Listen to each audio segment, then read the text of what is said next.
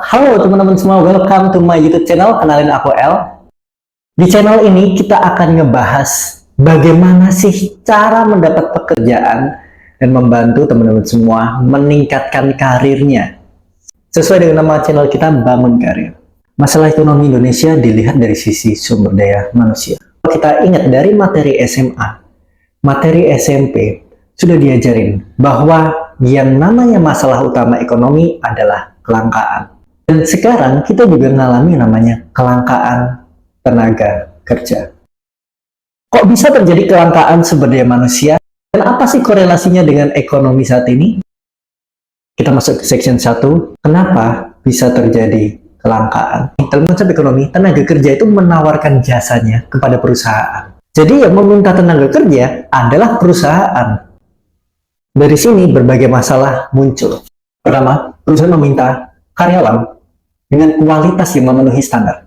Sehingga karyawan ini bisa langsung membantu operasional perusahaan. Tapi kualitas tersebut sebenarnya nggak match dengan apa yang dimiliki oleh fresh graduate. Oke, catatan dulu ya, ini fresh graduate. Baik SMA maupun S1, SMP apalagi, dan SD. Kenapa bisa terjadi? Karena SMA dan S1 itu kita diajarin basic knowledge, ilmu dasar dari bidang itu. Kita diajarin ilmu dasarnya di bidang itu, bukan ilmu yang bisa dipraktekkan di tempat kerja. Sehingga ilmu ini kita nggak diajarin untuk mengolah, untuk mengkreasikan ilmu ini, sehingga nggak ada keahlian kita untuk mempraktekkan. Jadi sulit untuk bisa langsung sesuai standar perusahaan. Yang kedua, apabila perusahaan menerima karyawan, artinya karyawan itu sudah sesuai standarnya. Tetapi masalahnya adalah karyawan tidak mendapat gaji sesuai standar. Atau yang kita sebut sebagai di bawah UMR. Dari masalah ini kita tahu ada dua kelangkaan loh yang terjadi. Yang pertama adalah Indonesia ini langka akan sumber daya manusia yang sesuai standar perusahaan. Yang kedua, Indonesia ini langka akan perusahaan yang taat akan peraturan negara. Untuk menjawab itu, kita perlu yang namanya penjembatan, penghubung antara karyawan dan perusahaan. Siapa itu? Dia adalah HRD dan pemerintah. Pemerintah memiliki peran regulasi dan pengawasan. Maka sebenarnya untuk membantu tugas pengawasan tersebut, pemerintah memiliki yang namanya hotline service kepada para karyawan untuk melindungi kita. Tapi di channel ini kita nggak akan bahas, karena sebenarnya kalian bisa cek itu di Google. Masuk ke Disnaker. Yang terlebih, setelah berhasil ngecek itu, kalian berani atau enggak untuk melapor. Minta bantuan. Karena kalau kalian nggak berani, ya sama aja. Yang kedua, peran dari HR. HRD memiliki peran dalam mendidik dan melatih karyawan agar memenuhi standar perusahaan. Sehingga beneran layak menerima gaji standar atau gaji UMR. Kenapa HRD yang mengedukasi? Kok bukan sekolah? Kok bukan universitas? Karena kalau universitas punya kurikulum sendiri. Tidak mungkin sebuah universitas, sebuah sekolah memaksakan untuk memahami seluruh standar dari perusahaan. Ini tidak mungkin. Maka yang bisa mengedukasi adalah orang di dalam itu, yaitu HRD. HRD bisa mengedukasi baik calon karyawan dan karyawan supaya memenuhi standar perusahaan.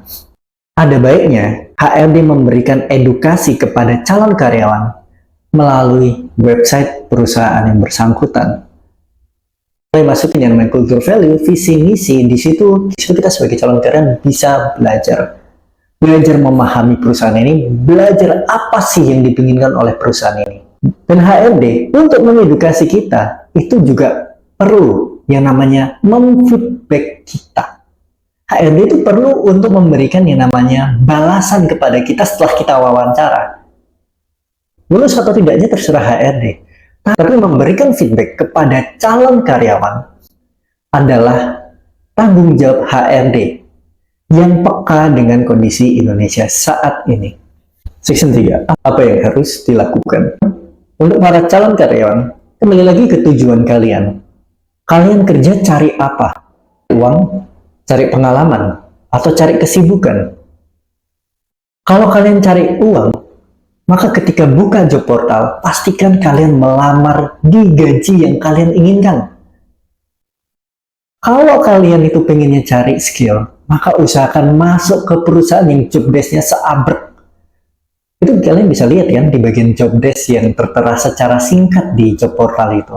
Atau kalian bisa juga cek perusahaan, oh ini adalah perusahaan startup, wajar banget aku akan dapat ilmu yang banyak. Yang ketiga, untuk kalian yang pengen cari kesibukan doang, maka carilah pekerjaan-pekerjaan yang memang bisa menyibukkan kalian. Yang penting kalian ada aktivitas.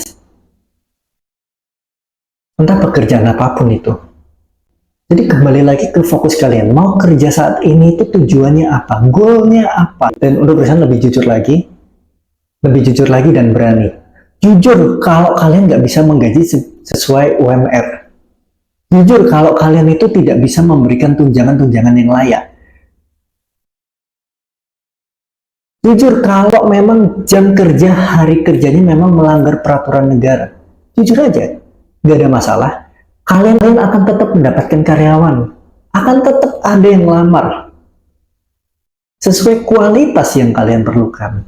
Kondisi ini jujur kalau dipikirkan lagi sebagai calon karyawan, kita tidak bisa berbuat banyak. Kita hanya bisa meminta dan sedikit memaksa. Nego gaji, nego jam kerja, itu yang bisa kita lakukan. Yang bisa memaksa banyak siapa? Ya HRD dan pemerintah.